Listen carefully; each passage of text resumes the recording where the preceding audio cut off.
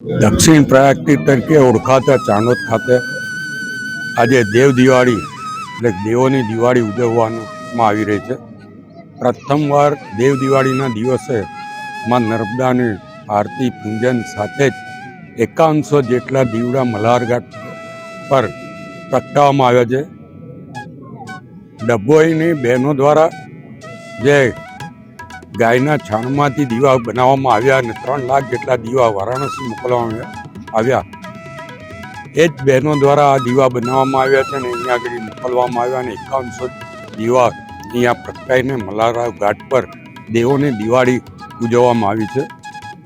હું આપના મારફત તમામને દેવ દિવાળીની શુભેચ્છા આપું છું અને દેવો પણ અત્યારે જ્યારે જોતા હશે ત્યારે માં નર્મદાની આરતી અને દીપો જોઈને એમને પણ આનંદ થતો હશે. એમના આશીર્વાદ પણ દર્ભાવતી નગરી અને દર્ભાવતી વિધાનસભાના તમામ નાગરિકો વરસે એવી પ્રાર્થના પણ કરું.